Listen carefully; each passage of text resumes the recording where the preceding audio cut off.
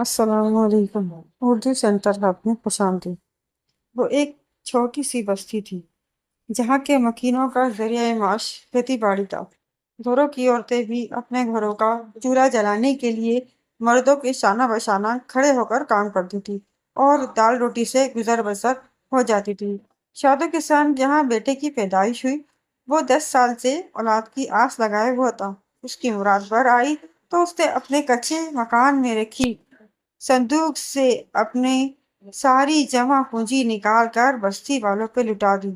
مٹھائیاں تقسیم کی گئیں، آس پڑوس کے بستی والوں کو بھی یاد رکھا گیا۔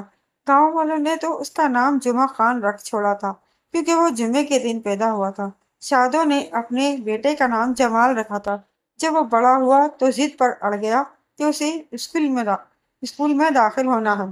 ان کی بستی میں اسکول کا نام بھی کسی نے نہ سنا تھا اور وہاں کسی بچے کا اسکول میں داخلہ لینے کی تکرار حیرانی کی بات تھی۔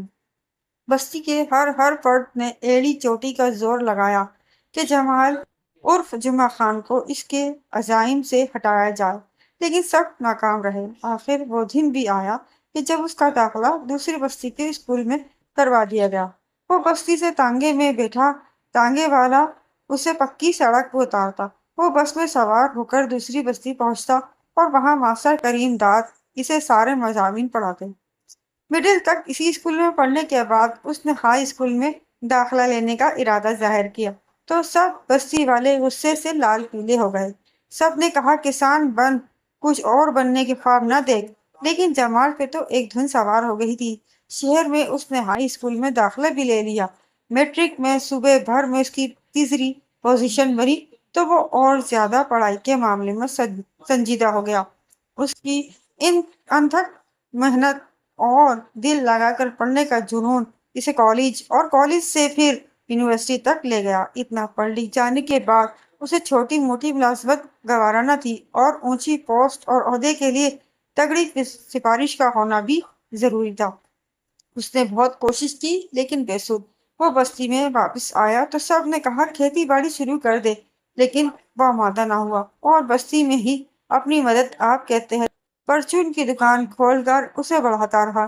دیکھتے ہی دیکھتے دکان کا ایک بڑا جنرل اسٹور کی شکار اختیار کر گئی۔ بستی والے اس پر رش کرتے۔ جمال خود بھی سیٹ بن جانے اور کہلائی جانے پر اتراتا پھرتا۔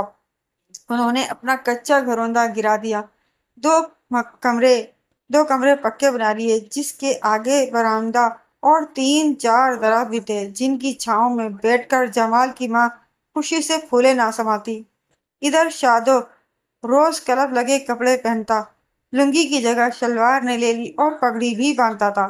بستی میں جمال کا اکلوتا اسٹور تھا۔ آس پڑوس کے بستی والے بھی وہیں سے آ کر سودا سلف لے جاتے تھے۔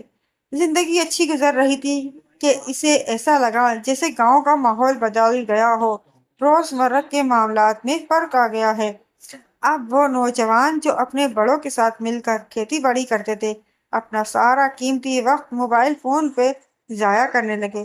بعض لوگ چوریاں کرتے اور ان پیسوں سے موبائل خرید لیتے، پھر ہر وقت اسی میں لگے رہتے۔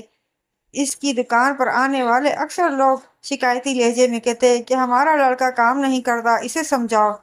جمال سر پکڑ کر بیٹھ جاتا، لڑکے اس کی دکان پر بیٹھ کر فضول باتیں کرتے، وہ انہیں سمجھا کر تھک جاتا لیکن کوئی بھی اس کی باتوں پہ کان نہیں دھرتا۔ جمال عرصے سے اپنی ڈگری بھلائے بیٹھا تھا، وہ اسے یاد آنے لگی۔ دن رات وہ ندامت کے آنسو بہاتا کہ اگر وہ اپنی تعلیم اور شعور کو بستی کے ہر فرد کے ذہنوں میں منتقل کرتا تو آج جو صورتحال ہے اس سے ان کی بستی دوچار نہ ہوتی۔ کئی سوال تھے جو اسے تنگ کرتے تھے اور شرمندہ کرتے تھے۔ وہ اپنے علم کی بنیاد پر بہت کچھ کر سکتا تھا، اس نے ایسا کیوں نہیں کیا؟ یہی ندامت اسے کھل رہی تھی۔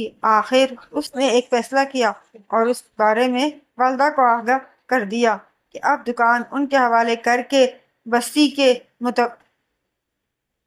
کے مستقبل کے معماروں کے لیے کچھ کرنا چاہتا ہے۔ یہ سن کر اس کے والد بہت ناراض ہوئے اور ماں کی بھی یہی کیفیت تھی، لیکن جمال نے انہیں قائل کر لیا۔ گاؤں میں اسکول کھل گیا۔ وہ بچے جو بھٹک کر بے راہ روی کا شکار ہو گئے تھے راہ راست پر آنے لگے۔ علم کی روشنی جسے اس نے اپنے دماغ میں محفوظ کی تھی نوجوانوں میں منتقل کرنے لگا۔ اس کی محنت رنگ لائی اور اس بستی سے اکثر لوگ علم و شعور کے پیکر بن کر نکلنے لگے۔ اگر اسے درست وقت پر اپنی غلطی کا احساس نہ ہوتا تو شاید آج بھی وہ بستی بے نام رہتی، جبکہ آج وہ بستی جمال والا بستی کے نام سے جانی جاتی ہے۔